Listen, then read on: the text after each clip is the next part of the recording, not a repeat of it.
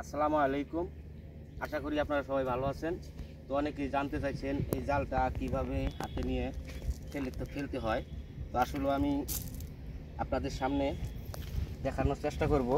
তো আপনারা এইভাবে জালটা ধরবেন, ধরে এইভাবে হাতে নেবেন।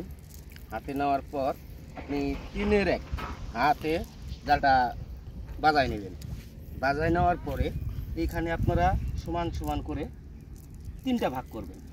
তিনটা ভাগ করার পর দুইটা জাল অ্যাডজাস্ট করবেন। অ্যাডজাস্ট করার পর আপনার জালটা এই হাতে নেবেন।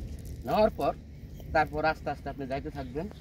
যাইতে যাইতে যেখানে দেখবেন মাছ, ওখানেই আস্তে করে ধরে এইভাবে মারা দেবেন। বিসমিল্লাহির রহমানির রহিম।